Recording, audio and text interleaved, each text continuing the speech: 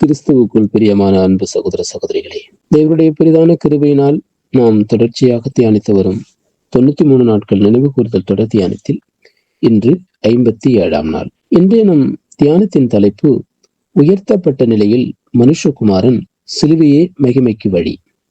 அன்பான சகோதர சகோதரிகளே, நம்முடைய கர்த்தராகிய இயேசு கிறிஸ்து யோவான் 8வது அதிகாரம் வசனம் 28 நீங்கள் மனுஷகுமாரனை உயர்த்தின பின்பு நானே அவர் என்றும், நான் என் சுயமாய் ஒன்றும் செய்யாமல் என் பிதா எனக்கு போதித்தபடியே இவைகளை சொன்னேன் என்றும் அறிவீர்கள் என்றார். இவ்வாறு அவருடைய சிலுவை மரணம் அவமானத்திலிருந்து உயர்வுக்கு செல்லும் நுழைவு வாயிலாக இருந்தது. இன்றைய நம்முடைய நினைவு கூறுதல் தியானம் சிலுவையில் அறையப்படுதலுக்கான தெய்வீக மகிமையும், அன்று கல்வாரியில் அவருக்கு ஏற்பட்ட அந்த அவமானம் அண்ட சராசரங்களையும் ஆளுகின்ற உன்னதமான ஆதிக்கமாக எவ்வாறு மாறியது என்பதையும் பற்றியதாகும். இயேசு தமது மரணத்திற்கு முன்பே யோவான் 12வது அதிகாரம் வசனம் 32 நான் பூமியிலிருந்து உயர்த்தப்பட்டிருக்கும் போது எல்லாரையும் என்னிடத்தில் எடுத்துக் கொள்ளுவேன் என்று தீர்க்க தரிசனமாக சொன்னார். இது பழைய ஏற்பாட்டில் என்னாகமம் 21வது அதிகாரம் வசனம் 9 மோசே வனாந்தரத்தில் வெண்கல பாம்பை உயர்த்திய அந்த சம்பவத்தின் பூரணமான நிறைவேற்றமாகும். அன்று பாம்பினால் கடிக்கப்பட்டவர்கள் அந்த வெண்கல பாம்பை பார்த்து பிழைத்தார்கள். அதுபோலவே சிலுவையில் உயர்த்தப்பட்ட உயிருள்ள மீட்பரை விசுவாசத்தோடு நோக்கும் எவரும் பாவத்தின் பிடியிலிருந்து விடுதலை அடைகிறார்கள். அந்த சிலுவை இன்று உலகையே தன்பால் இழுக்கும் காந்தமாக மாறியிருக்கிறது. உயிர்த்தெழுந்த பின் இயேசு சீஷர்களிடம் லூக்கா 24வது அதிகாரம் வசனம் 26 கிறிஸ்து இவ்விதமாக பாடுபடவும் தமது மகிமையில் பிரவேசிக்கவும் வேண்டியதில்லையா என்று கேட்டார். பிலிப்பியர் 2வது அதிகாரம் வசனம் 8-11 வரையுள்ள வசனங்கள் ஒரு ஆழமான வரிசையை காட்டுகின்றன. அவர் தம்மை தாமே தாழ்த்தி சிலுவையின் மரண பரியந்தம் கீழ்ப்படிந்தார். அதன் விளைவாகவே தேவன் அவரை எல்லாவற்றிற்கு மேலாக உயர்த்தி எல்லா முழங்கால்களும் அவருக்கு முன்பாக முடங்கும்படி செய்தார்.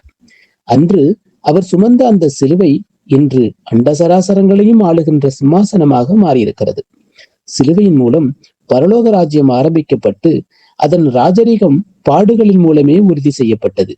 மத்தேயு 12வது அதிகாரம் வசனம் 40 கர்த்தர் இயேசு குறிப்பிட்ட அந்த யோனாவின் அடையாளம் சிலுவையும் மரணமும் அதன் தொடர்ச்சியான உயிர்த்தெழுதலுமே ஆகும். இப்படியாக தேவன்தான் தெரிந்து கொண்டவர்களை தன்பால் இழுக்கும் ஒரு வெற்றி பெருங்கொடியாக சிலுவை என்று நிற்கிறது.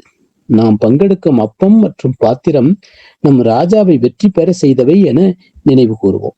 நினைவு கூறுதலில் நாம் பங்கெடுக்கும் அப்பம் மற்றும் பாத்திரம் நம்மை மகிமைக்கு இட்டுச் செல்லும் அடையாளங்கள். நாம் அவருடைய சரீரமாகிய அப்பமாக பிற்கப்பட்டு அவரை போல பாடுகள் என்ற பாத்திரத்தில் பானம் பண்ணி அவரோடு கூட மகிமையில் பங்கடைவோம். அப்போஸ்தலராகிய பவுல் கலாத்தியர் 2வது அதிகாரம் வசனம் 20 கிறிஸ்துவுடனே கூட சிலுவையில் அறையப்பட்டேன் என்று சொன்னது போல எவரெல்லாம் சிலுவையில் அவரோடு தங்களை அடையாளப்படுத்திக் கொள்கிறார்களோ அவர்கள் நிச்சயமாக அவரோடு கூட மகிமைப்படுத்தப்படுவார்கள். சிலுவையின் அவமானத்தை ஏற்பவர்களே ராஜ்யத்தின் உயர்வை பெற தகுதியுள்ளவர்கள். இந்த அப்பமும் பாத்திரமும் சிலுவை என்பது தோல்வியல்ல, அதுவே தேவனுடைய ஞானமும் தேவனுடைய வல்லமையுமாய் இருக்கிறது என்ற செய்தியை உலகிற்கு உரக்கச் சொல்லுகிறது. உலகம் எதை முட்டாள்தனம் என்று கருதியதோ அதுவே நமக்கு ரட்சிப்பு என்னும் மகிமையின் வல்லமையாக மாறியிருக்கிறது. நாம் கேட்ட இந்த சத்தியத்தை நம்முடைய இருதய பலகையில் எழுதி கொள்வோமாக. தேவ கிருபையும் இரக்கமும் தொடர்ந்து ஒவ்வொரு நாளும் நம்மை வழிநடத்துவதாக. அன்பு சகோதர சகோதரிகளே, நமது 93 நாட்கள் தொடர் தியானத்தில் நாளைய நமது தியானத்தின் தலைப்பு, இரத்தத்தில் ஜீவன் இருக்கிறது, பாவ நிவர்த்தி செய்வது இரத்தமே. இதற்கான ஆழமான சத்திய விளக்கத்தோடு நாளை நாம் சந்திப்போம். கிறிஸ்துவுக்குள் பிரியமான சகோதர சகோதரிகளே, இதுபோன்ற அநேகம் ஆழமான சத்தியங்களை முழுமையாக பார்க்க நமது சத்திய கருவூலம் யூடியூப் சேனலை சப்ஸ்கிரைப் செய்து பயன்பெறுங்கள்.